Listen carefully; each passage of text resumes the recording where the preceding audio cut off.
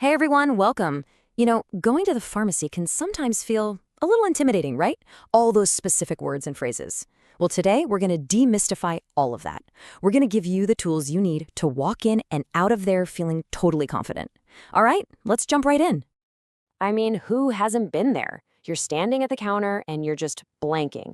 You're trying to figure out the right thing to say, or maybe you're not totally sure what the pharmacist is asking you. It happens to the best of us. So, this whole explainer is designed to give you those key phrases that'll make every trip to the pharmacy super easy and stress-free. Okay, so let's start where it all begins. Right there at the pharmacy counter. You've got that important piece of paper from your doctor in your hand. So, what's the very first step? Well, it's all about filling the prescription. This is it. This is the sentence that gets the ball rolling. But hang on. We use that word prescription all the time, but what does it actually mean? Let's take a quick second and break it down.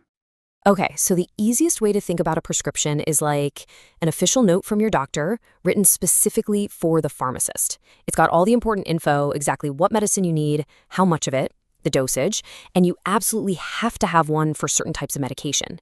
You can't just walk in and ask for them. All right, and you're going to see these two little letters, mg, on pretty much every prescription. That stands for milligram, and it's basically telling you the strength of the medicine. And listen, this is super, super important. It's not just some tiny detail. Getting the right number of milligrams is absolutely critical for your safety. It's all about making sure you get the exact right dose. So after you hand over your prescription, the pharmacist might ask you this question. And, it sounds simple, but if you've never thought about it, you might be like, what's the difference? What they're really asking about is the form of the medicine. So let's look at what they mean. Okay, so on one side, you've got a capsule. You know the ones, they're that smooth little tube, usually with a plastic-like coating, and they've got powder inside. A lot of people find these easier to swallow. Then, on the other hand, you've got the tablet. That's just a classic, solid, hard pill.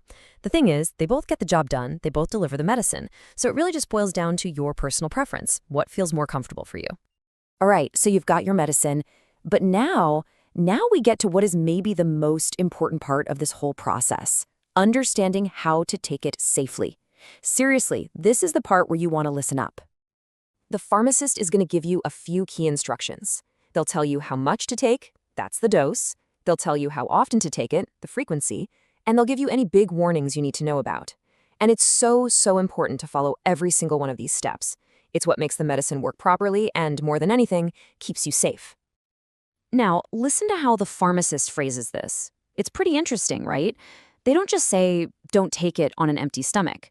They use this softer, kind of friendlier way to give you a really serious warning. So when you hear, be sure not to, it's really just a more polite way of saying, don't. It feels like friendly advice, doesn't it? But don't get it twisted. It's a serious instruction that you absolutely need to follow. It's a great little phrase to know, actually. And this is a pretty common response from the customer, right? It's a way of saying, yep, got it, I understand. But that one word they use, overdose, is a really, really important concept we need to talk about. So what is an overdose? Simply put, it means taking too much medicine.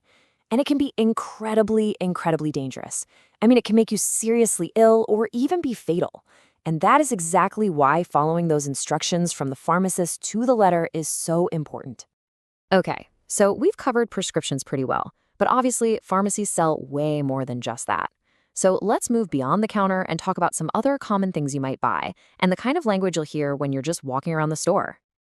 Eye drops. This one's pretty self-explanatory, right? Your eyes are feeling dry, or maybe they're red and itchy. You'd go look for eye drops. It's just that liquid medicine you put right into your eyes. Okay, let's picture this. You're at the checkout, ready to pay, and oops, there's a little problem. Maybe an item won't scan. It's in that moment that you're probably going to hear the cashier say something like this. When someone says, hang on, it's just a really common, casual way to say wait. You'll hear it everywhere, not just in a pharmacy. Hang on a sec. Hang on a minute. It all just means, hey, give me a little bit of time. I need to figure something out.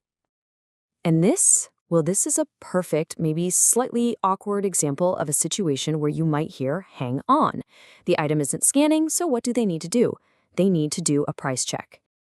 And a price check is exactly what it sounds like.